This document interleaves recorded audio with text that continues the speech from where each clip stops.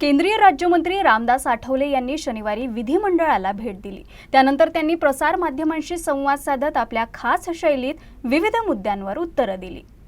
रामदास आठवले आपल्या खास शैलीतील कवितांसाठी ओळखले जातात।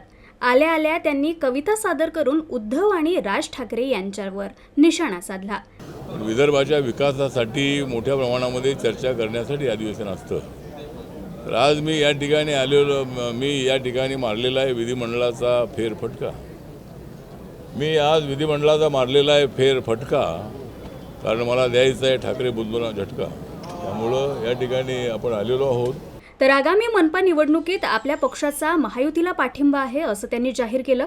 मात्र आपल्या पक्षाला मुंबईत किमान 15 ते 20 आणि नागपुरात किमान 7 ते 8 जागा हव्या असंही ते म्हणाले। महानगरपालिकेच्या निवडणुका ज्या आहेत त्या महायुती म्हणून लढण्याचं ठरवलेलं आहे। त्यामुळे स्वबळावर लढून तेवढ्या जागा आम्हाला निवडून येणं अशक्य आहे। त्यामुळं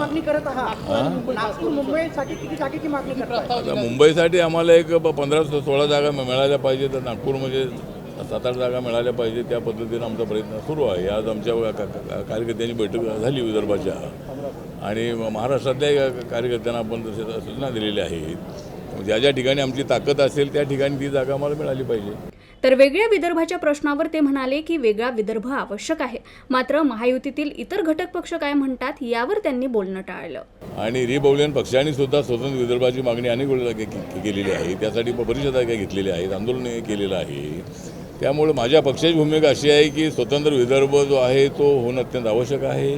कारण 1 मे 1960ला स्वतंत्र विदर्भ झाला आणि त्यावेळेला त्यांना जी आश्वासनं दिली होती एवढी काँग्रेसच्या काळामध्ये एवढी वाढली नाहीत आणि विदर्भाला जो आर्थिक न्याय मिळाला पाहिजे तेवढा न्याय न मिळाल्यामुळं या ठिकाणी मागणी होते, पण या आंदोलनाची तीव्रता दिसत नाही आहे। ज्या पद्धतीने तेलंगणा आणि आंध्रामध्ये झालं, या आंध्रापासून तेलंगणा वेगळा करण्यासाठी चंद्रशेखर राव आणि अनेक लोकांनी मोठ्या प्रमाणात आंदोलन केलेलं होतं। तसं आंदोलन या विदर्भामध्ये दिसत नाही आहे। तर जाता जाता पुन्हा त्यांनी आपली एक 4 ओळी कविता सादर करून पुन्हा ठाकरेंवर निशाणा साधला।